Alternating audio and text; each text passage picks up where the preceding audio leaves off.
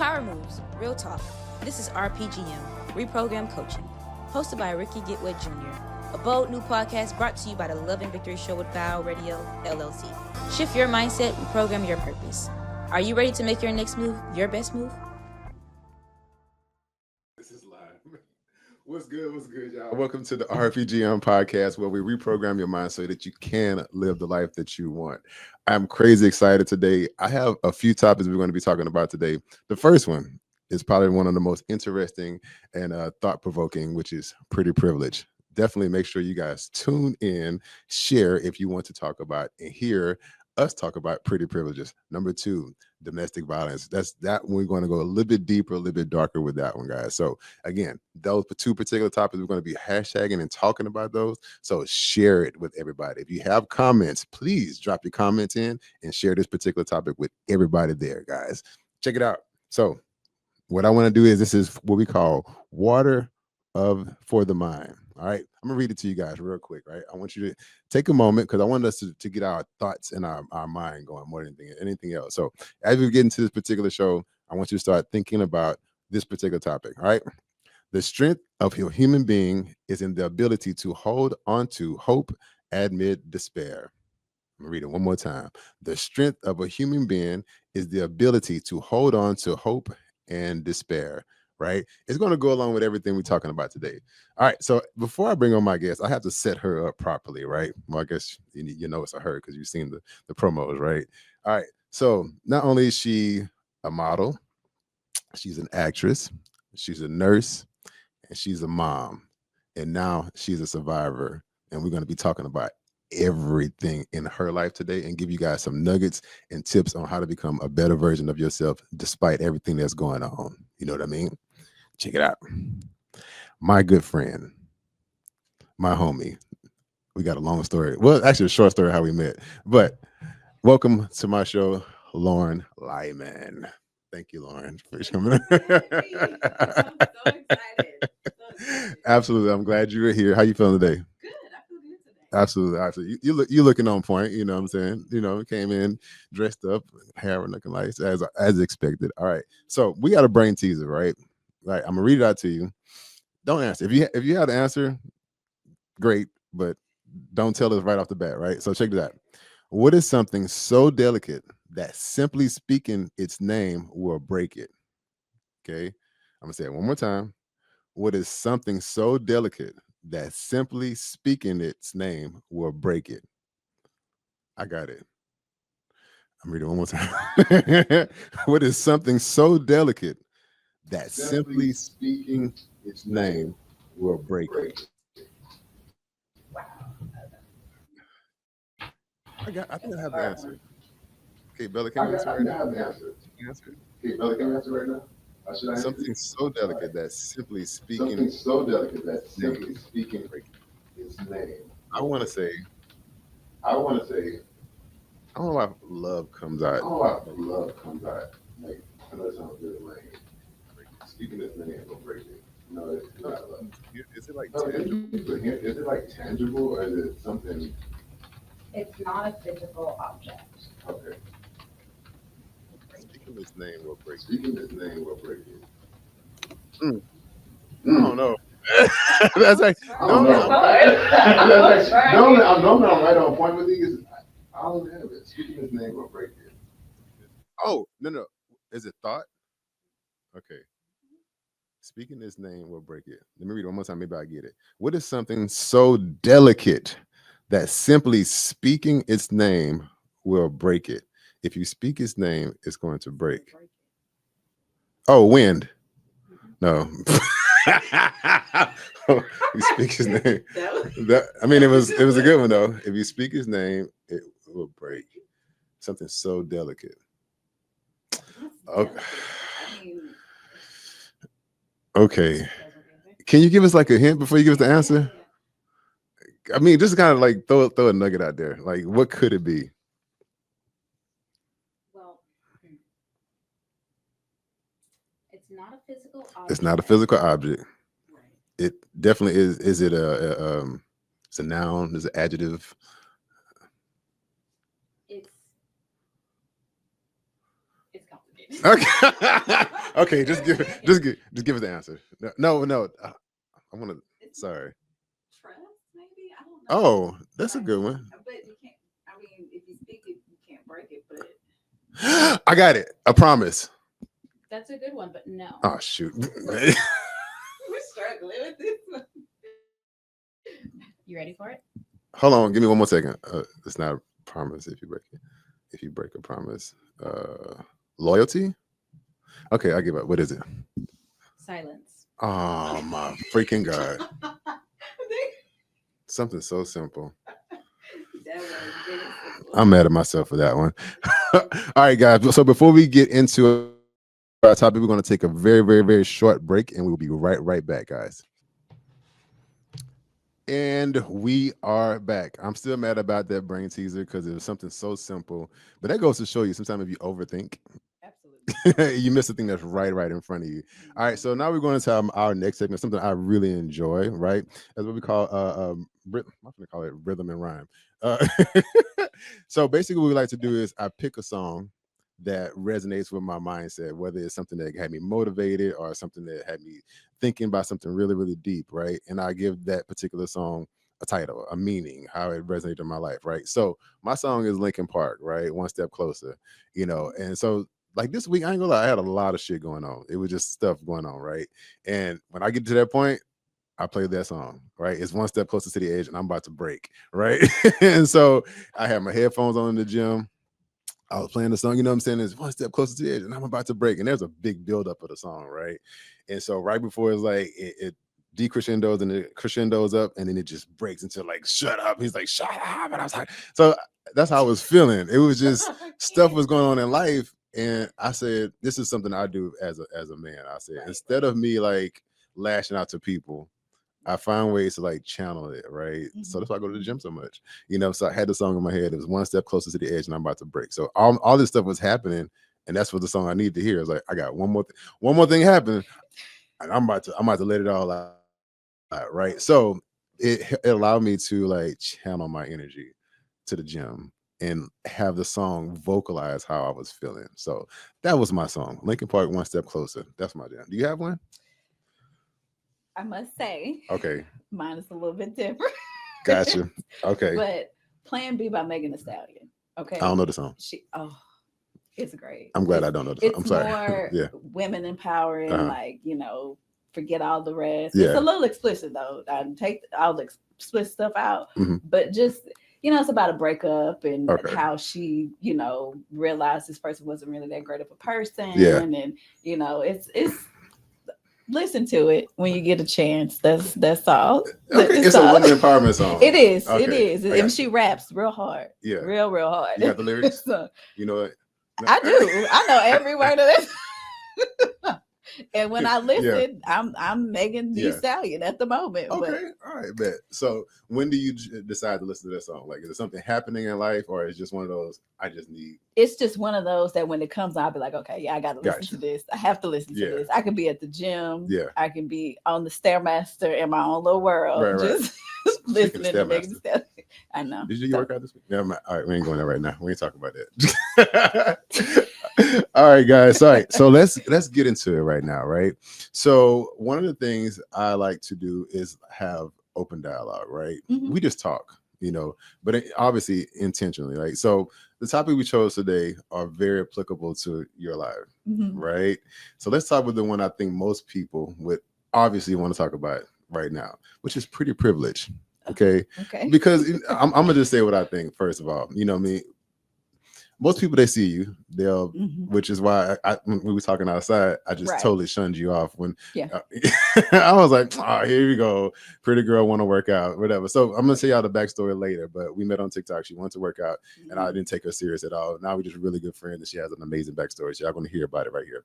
So, he was like, I want to work out. I was like, okay, here we go. Another pretty girl just trying to hit me up online. And I'm just like, whatever. You have no idea how it doesn't affect me, you know what I'm saying? But so when people first see you, what do you think they think of you when they first see you? oh, she's just a pretty face. Yeah. She's really pretty. And that's it. Like it goes no further than that. Right. Like, oh, she's pretty. You're pretty. I like your eyes. I like your hair. Whatever they Yeah. say, that's all it stops. And it's Right. not everybody, but it's a lot of the time, majority of the times, that's what it is. Right, right. And it's funny because I've been told, oh, you can have whatever man you want. And really, I'm like, no, I can't. Like, what are y'all talking about? Yeah. What's going on? You know, right. But it's a double-edged sword. Right. So what's your typical response? Like, let's say let's do two different people. Okay. Somebody you know who said that to you. Okay. How do you respond to them? And then how do you respond to somebody who you don't know who says to them? Yeah, like they say, you're pretty, you can have anything you want. So somebody you know that first. I know. Yeah. I'm like, no, I can't. Yeah.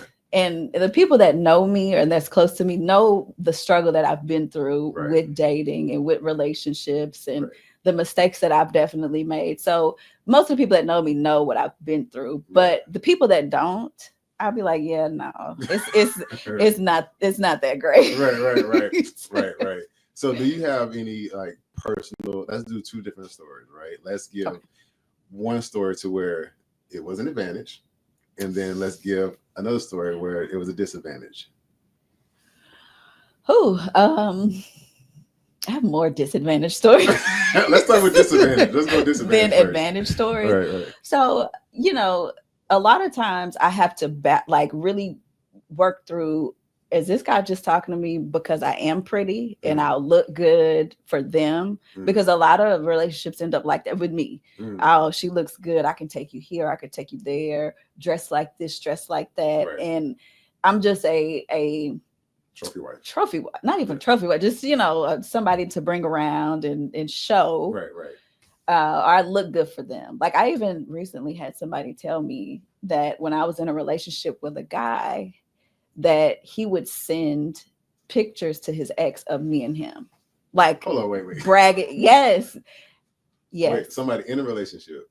Somebody that I was in a relationship with. Okay.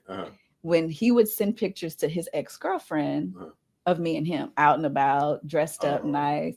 And this is recent. I was like, what? Like the ex found me and was telling me the stuff that they went through. And I was like, yeah, that's evil. Yeah. It's messed up. Yeah. It's very petty. Very immature. Mm-hmm. Right. So that's the disadvantage. Give me part of the advantage is when I do go out, it's easy to not have to pay for any drinks. Or, because somebody's going to come up to me and somebody's going to ask me, hey, we want something to drink or whatever. Yeah, let's yeah. Go ahead. Yeah, come on. Gotcha. So that's the advantage. But my mom has always taught me your looks is not going to get you everywhere. Like she ingrained that in me. So that's not the first thing that I go to in anything that I do. It really took me in my 20s to really realize, I am pretty. Like I do look good. Really? Yes. You say in your 20s? My 20s. Wow. Like almost 30s. Right. And because part of that was I was in an abusive relationship in my 20s. So that brought my self-esteem down. Gotcha. But it wasn't until I was a little older that I realized I do look good. Hold on, wait a minute. Yeah. And I'm saying this for a reason too. And I want people to know this. Like we're intentionally calling things out, right? Yeah. But obviously, here's the thing. I know her. And once you guys get to know, like I always say this, when you're attractive, right, you attract people. But then what you get from them is going to be determined on your character, your mindset, right? So that's why I was like, oh, she's actually cool. She's serious about really working out and not just playing. Yeah, right.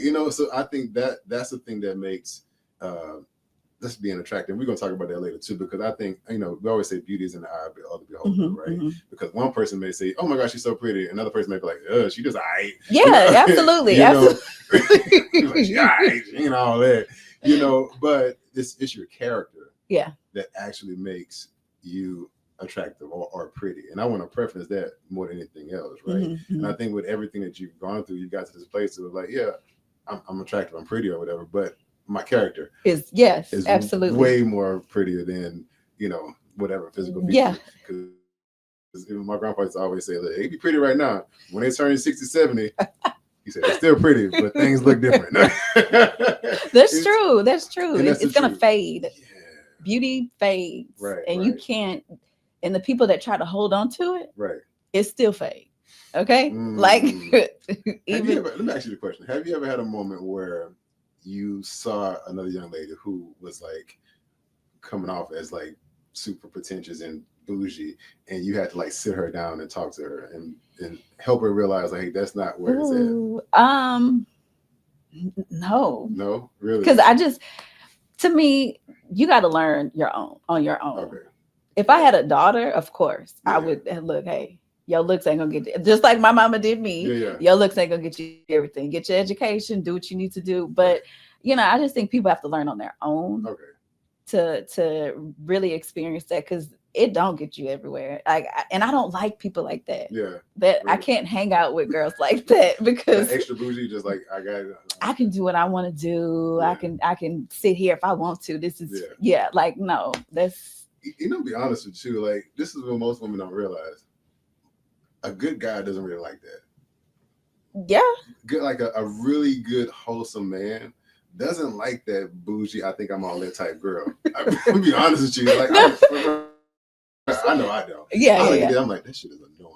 Yeah. It really is annoying. It's embarrassing. It's embarrassing. Like you, and I coach a lot of people, right? And that's something I've had to say, even with somebody who's crazy attractive or whatever. I think that's why I built that mindset of like, I have my own trauma and drama of dealing with pretty women. We'll talk about that later. But which is also allowed me to just kind of have this, I can see beyond that. Yeah. that, right? You know what I'm saying? So how important is it for a woman to have intentionally good balance? Okay, look, you can still be attractive, but you have to work on your character. How important is that? Oh, that's super important. Right. Because like even with me, if I'm having a conversation with somebody, I've had people like, "Oh my God, you're so smart," and I'm like, "Am I not supposed to? Am I not supposed to be smart?" You know. And so just being able to hold a conversation, have a conversation, an intellectual conversation at that, and not just be superficial, talking about your looks, talking about the like. Let's have a conversation beyond that. Once you stop talking about that, what more do you have to offer? So you most ain't got nothing else to talk about. Is it? That's all you got? Yeah. And another thing, when you get to a certain age, it really is like, bro, look, I'm 40, I'm 44. And I'm just like, that don't mean nothing. First of all, I ain't paying my bills. Oh, I say that. I say that all the time. Yeah, it ain't doing nothing for you. You know, again, there's a certain level of, yes, you do need to be comfortable with your mind and your body, your body, right? You got to be comfortable in your body, which is how we end up meeting, right? We talked about working out, trying to get yourself together, different things like that. So what would you say to the woman? I'm going to keep pushing you because it's going somewhere, right? Right before we switch the subject. To the woman who is living that I can get everything that I could because I'm pretty mindset, how would you help her get into that, get out of that? Get out of that? Yeah. That comes with a cost. Okay. That having that thought process of I can get whatever I want because I'm pretty, you're gonna have to give yourself up in more ways than one. You know, if you're with somebody simply because they can fund your makeup, your hair appointments, your nail appointments, you're gonna have to give something up doing that. Let's say what they're gonna have to give up. They're gonna have to give up some ass. I was trying to be. We just got to call. But yes, you are. Yeah. You're gonna have to, or you're gonna have to live by that lifestyle. Right. And it's sad because a lot of women get stuck up in that. Right. And that when you don't have your own foundation and you don't have your own ability to pay your own bills or do what you need to do for yourself. Right. You're just going to be a trophy wife, and that man is going to be running a household, and it's going to be his house, not your house. Just be your own, be you, do what you have to do for you so you can stand on your own. And then if somebody wants to fund your massages, your makeup appointments, hair appointments, then let that be an add-on. Gotcha. So we have Q&A from the audience. What do you have? Can you read it? Sorry. I don't have my glasses with me. All right, so we have from Next Wave Entertainment, Texas, from YouTube. What are some of the warning signs young women need to look out for to protect themselves against the charming predator? Ooh, that's a good question. Obviously, I'm gonna let you answer that. Oh, absolutely. So the red flags you want to look out for is somebody that's number one, self-involved. It's always about them. They don't care what your boundaries are. They disrespect your boundaries. If you have a boundary and they don't respect that, that's a red flag. Self-centered, of course. It's always about them, no matter what. Let's see what else. Rage. One thing that I missed in my abusive relationship was road rage, but not just like in your car and you talking to yourself a whole da. No, like hopping out the car because somebody cut you off. Road rage. Another thing, something my mom recently told me was how they treat wait staff. When you're out at a restaurant and they are, being rude to the wait staff and being disrespectful, that's somebody they don't even know that's helping them. Right. So if they're treating them wrong, they're going to eventually treat you that way. That makes a whole lot of sense. So pay attention to how they treat other people. Correct. Yeah. And how they act with other people and how do they act when they get mad? And a lot of them wear this mask where they are perfect and they're charming and they're, and love bombing. Oh, don't get me into that. Like beginning of the relationship, you just met and 2-3 days later, they love you or they want to get married or they, really? showering. Yes. Jesus Christ. Okay. Sorry. I hope you answered your question. What's it? A confident person doesn't brag. Oh, okay. Yeah, we have one more comment from the real Miss Carter on ma'am. YouTube. A confident person doesn't brag and can't be bought. 100%. That's true. Like, absolutely. I'm the type of person where now, especially now, it's like you can't give me enough money to lower my standards, right? Or do something I just absolutely don't want to do. It's I know who I am. I'm so confident. And here's another thing. It comes off cocky to some people, but there's a huge difference between cocky and confident, right? Yeah, you know absolutely. Like, absolutely. No, I'm just absolutely. very self-assured. And I think everybody should have that. You know what I'm saying? Like, get to the point, like, you can't do nothing for me. Like, I'll give you this. I don't care. I don't need it. I don't need it. Let's do this right quick. There's that last question. Okay, so this is a perfect transition too, because you said something paying attention to the red flags, the rage, you know what I'm saying, the love bombing, all these things. And I'm not gonna lie, see, I've never done it to a woman, so I can't relate. Right. That's why I need to ask these questions, right? Right. So for while you were in it, why do you think that you didn't notice these things like early on? Did you not know, or what was it? So, I noticed them, but I'm a nurse. So I'm made to fix people and help people. That's what I do every day. Right. So I can fix this person, or I wouldn't go with my gut and I would be like, oh, he didn't mean that. Or, that's to that person, not to me. Right. I wasn't paying attention to, if you treat anybody like that, you will treat me like that.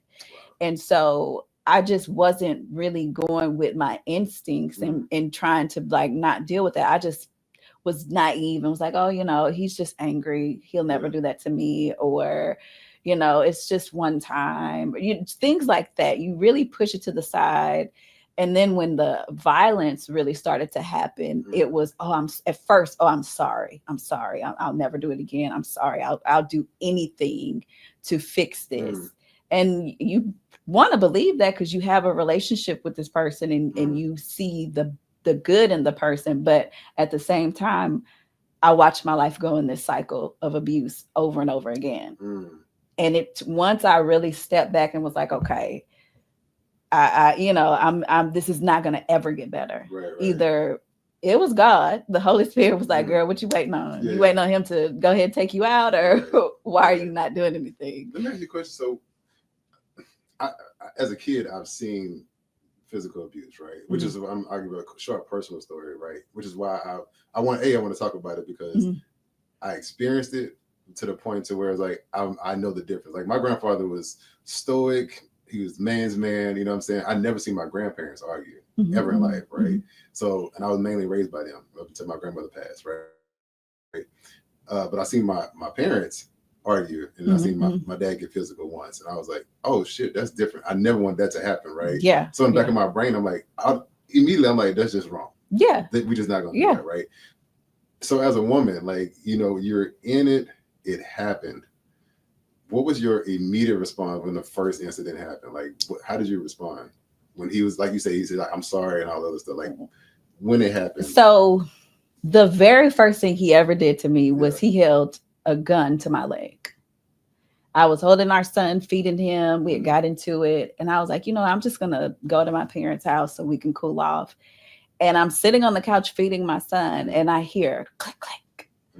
And so I'm like, what is that? And so I'm feeding my son, and I had my foot kind of sitting on it was kind of like this, the table, sitting on the table to kind of help me hold my son. And he comes to me, you'll never leverage my son against me, and put the gun to my leg. And in that moment, I knew, okay, I have to be calm, and I have to, not let this escalate anymore. So I was like, what are you doing? Like, in a really calm voice. Yeah. You'll never leverage him again. So I just stopped talking. Right. And that should have been the moment to where I was like, oh, I got to get out of here. Yeah. But I felt like I'm too deep in this. I have a child with him. We live together. I don't know what I'm going to do. Like, what am I going to do? And then it didn't happen for a long time. Like, it wasn't a consistent thing. It was maybe 6 months, 8 months would pass, no issues. And then it would be like a violent outburst. And it took a while, honestly, for me, because he would tell me, you'll never be safe. I'll kill you. You'll never be safe for me. You'll never. And so that somebody telling you he that said these things prior to me, that happening? No, after that happened. Yeah. And so even before that, like, it didn't just start off with him pulling the gun on me, throwing things, yelling and screaming, throwing things at me. And like, I would have a bruise on me from him throwing stuff at me, but he didn't hit me. Yeah. Is a lot. He didn't put his hands on me. Gotcha. He didn't really hit me. And then they tell you, nobody's ever going to believe you. It's your word against mine. Nobody's going to believe you. So you told somebody? No. Okay. Let me ask you this question. Let's go a little bit deeper into that thought process, right? Yeah. Because we're trying to help people. Absolutely. While it's all happening, right? What goes in your mind that doesn't allow you to tell somebody what's going on? Judgment, the fear of being judged, the embarrassment of being in this relationship, picking this person who's completely wrong for you. Right. And the I told you so of people that didn't like him. Oh, I'm going to embarrass my family. I got a child with this person. People are going to say I can't keep a man. People are going to just what other people thought. And once I got to a point to where my life is in danger, that it's going to get worse. He's going to kill me. So either my kids are going to be without a mom, or I need to do something. You stop really giving a fuck what people think. Yeah. So which probably should have. I mean, again, it should have been first. It should have been first. But this is how we always talk about, like, putting yourself first. Yes. Being self-aware, confident, knowing what you're not going to put up with. Like, correct. I'm just not going to put up with it. Like, I used to call it a 3-strike rule, or an absolute no-no. It's like, look, you got 1 or 2 things you can do to me, and I'm like, done. You know what I'm saying? Especially when you go through so much stuff. It's like, oh, I know what that looks like. I'm out. You know what I mean? So let's help men and women right now, right? So specifically men, folks.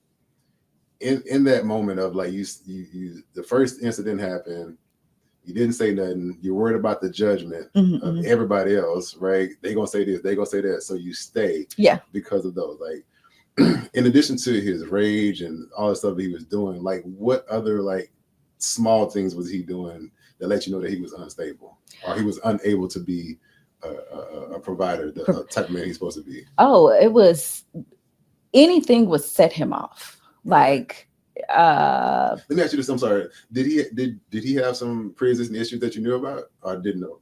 No. Okay. No. He had some issues? He had. He told me he had PTSD. Okay. But the difference in PTSD and you attacking me is, you wake up, you sleep and you wake up in a sweat and you had a nightmare, something like that. Right. These weren't you made the decision to put your hands on me. Correct. Because you were upset and you were angry and you didn't get your way. So you made the decision to act that way. Gotcha. And so that would be the excuse. Or I was drinking. Like one time he was drunk and pulled a gun on me. Or I was on some type of medication, like muscle relaxer or whatever. So you making excuses. I'm a nurse. Like that's not gonna, it might make you aggressive, but you still made the decision to do that. And even when you're not on these muscle relaxers, you're still aggressive. Right. And in between the physical attacks, there would be threats of, now if I slapped you, there'll be a problem. Or now if and just expected extreme loyalty. Just I can feel it. I can feel it. So it was the excuse he was making. Y'all around the same age, correct? No, he's older than me. Okay, gotcha. Well, he was older than me. Let's pause right there because I have some more questions to ask about specifically, because this helps us understand how men think and also what women are thinking. So we have another question in the chat. Can you read that? So we have 2 questions. The first one is from Next Wave Entertainment. What are the warning signs for a woman to recognize a narcissistic man? Ooh. That's a good one. Oh, definitely. You said a couple of them already. Definitely. Being self-centered is one. It's always about them. No matter what conversation you're having, it's going to circle back around them. Love bombing. Absolutely. Being very quickly trying to be committed in married in a week, or it's very quick, and you'll feel it like, oh, there's something wrong with this, but you might feel, oh, he really likes me. No, that's too quick. That's too quick. They lie a lot about things, a lot, like just dumb stuff. Okay. Gaslighting. If you call them out on something they may have said or done, I didn't do that, or I didn't say that, or, and you'll know, like, no, you said this and you did this. No, I didn't do that. I never said that. I never, no. Wow. What's the next one? Sorry. Yeah, that stuff like that. I'm just like, go ahead. I'm sorry. I can talk all day about that. For the next comment, also by Next Wave, how difficult was it for you to reclaim your spirit after so much intense abuse? What was the key to your road back to finding you? Good question. New Wave Entertainment. You taking over the question. No. Thank you for that. Though. Thank you. So it was, how difficult was it for you to reclaim your spirit after? It was very difficult. Right. I really had to. I had to go to therapy. 100% for therapy. Go to therapy. Go talk to somebody that's outside, that's not biased, outside of the situation.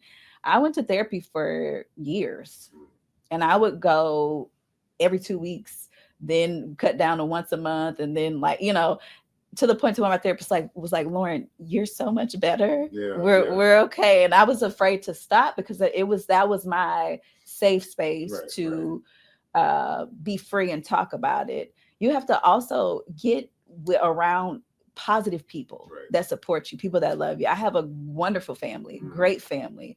There were times where I just wanted to spend time with my family, and that was it. I didn't care about anything else. You got to get away from people who, make you feel judged, make you feel, why did you stay so long? Why you did? They don't need to hear that. Please don't tell that to nobody. That's a relationship. I'm sorry, but that's true. What else did I went to church.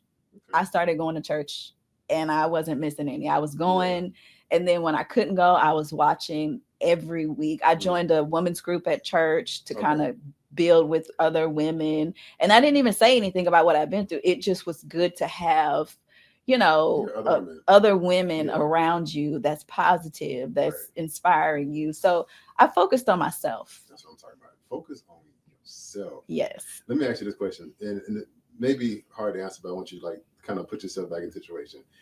First question is there something that you think you would have said to him that would have triggered, hey bro, you fucking up, you messing up?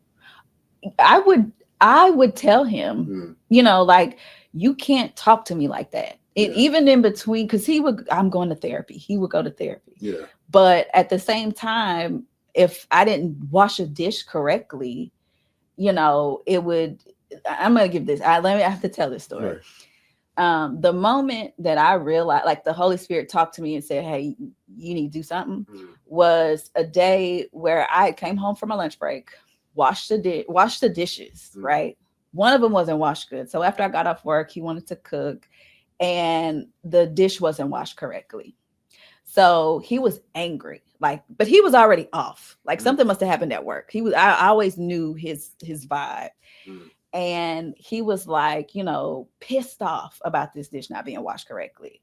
And I was just, at this point, I wouldn't even argue back. Okay, yeah, you're right. Sorry, I'll wash it. Just put it in the sink. Yeah. And that made him even more angry. And so he was so mad. He got in my face and he said, I'm going to punch you in your face and knock your teeth out. And at that moment, it was like the Holy Spirit was like, are you going to wait for him to knock your teeth out or what? Like, what are you doing? And that was a defining moment for me. And that's when I realized, okay, I got to do something. I got to get out of this. Right. But in between that, I would tell him, you can't talk to me like that. You can't tell me things like that. That's not conducive to you and your therapy and this and that. It would not help. Nothing else. It didn't matter what I said. And if I was like critiquing him, that would make him even more angry. So at one point, I just stopped talking. Like, period. So there's basically nothing you could have said that would have given him any type of inclination of like, I'm really messing up right now and I need to get myself, Narcissists don't think they have a problem at all. They're not the problem. Yeah. Everybody else is. Right. So I was told if you were a better wife, I wouldn't choke you. He blamed everybody else. Everybody else, but no accountability at all. Whew, golly. All right, so let's go past like worrying about what people think. Right? I'm staying here because they're gonna say we told you not to stay there. All this judgment shit, right? When was the final straw? It was like, you know what? I'm done. I've had enough abuse. I've taken enough. I'm emotionally drained. I'm physically drained. I'm physically beat up. What am I going to do now? What's the first step? What did you do? So that day when the Holy Spirit was like, girl, what you waiting on?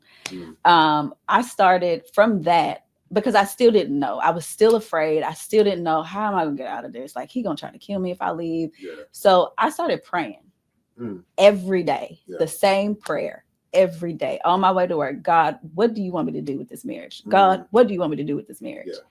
Every day. And one day I was watching Lakewood. I was sitting in my chair watching Lakewood at home, and it was John Gray at the time. Was preaching. Yeah. And so I was just sitting there, and my ex was in the house just walking around, like, just doing other stuff. And I'm sitting there, I got my notes ready, and I'm like, okay, I'm gonna watch this. And John Gray gets on, and the first thing he says is, I don't know who I'm talking to, but somebody's been praying their way out of a situation. And God wants me to let you know that he's got a way out for you. Just wait.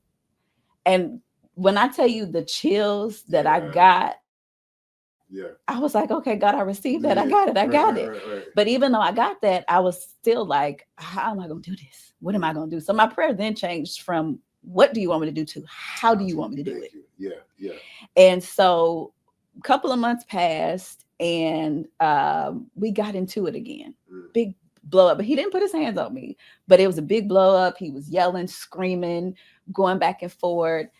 And I was just silent. I was like, I don't want to get jumped on. And I was, even though I was praying, my hope was like dwindling. I was like, God, you said you got me. I don't know about this. He driving me crazy. Like, what do I do? And he reminded me, hey, I got to go out of town next weekend. Do you want to go? And when he said that, the Holy Spirit said to me, it's time to move. Yeah. And I was like, no, I'm just going to stay here with the kids. And that started my planning. I had 1 week to plan me to move out and to get out. And that next day, after he told me he's going to town, I went to my parents' house. And I thank God for the parents that I have, because they were very supportive. And I told them, I just broke down. Like, I couldn't even get it out my mouth, what had happened. I just broke down. And of course, they were like, yes, you can come back. And my dad was like, you don't ever have to go back. You ain't got to go back tonight, But my mom was like, no, she has to plan this. Like, it has to be a plan. It's going to be rough if you just abruptly leave. Yes. And come out. And shout out to your parents, by the way. Absolutely. Yeah, Shout out to my mom and dad. Yeah. They're Yeah. great. But it was that moment, me listening to God tell me you got to move, and having the support. Because even when I did move out, the next week I packed my things in industrial sized trash bags and left with my kids when he was out of town. And he lost it, of course, but being at my parents' house and having that support system of don't go up there, like, you know, this it's gonna get worse, you know, because on average it takes a woman 7 times to leave an abusive relationship. Say that one more time. On average, it takes a woman 7 tries to leave an abusive relationship. Wow. 7. Wow. That's yeah. I mean, yeah. Why? I mean, the weird question is why. You know what I mean? It's because judgment, worrying about what people has to say. Some people are financially dependent on that person. Okay. Yeah. So they might be scared that they can't afford to be on their own. And if they have kids, I'm staying for the kids, or just they may not have that support system like I had to get away. They may not have anywhere to go because abusers like to isolate you from your friends, from your family. They will isolate you. And don't get me started on like police. If you call the police, so many times women will call the police and be treated like they're the abusers and the abusers are the victims. Like that's really, yeah. So when you call the cops, they're looking at you like you're the problem. Like, what did you do to make him act like this? Wow. It's for me, this will probably be a next step in my life, is getting with the police officers. How do you handle domestic disputes when you go to where somebody's been getting beat, or his word against her word? Like, how do you handle that? How do you deal with it? You know, Gabby Petito, if you know that story, how that was handled with her.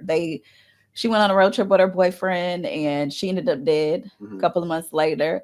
But prior to that, somebody called on the road and was like, hey, is somebody beating up someone in this van? They stopped the van and she cried. Me being a domestic violence survivor, I could see her scared because he had been abusing her, but other people can't see that. Those cops let them go.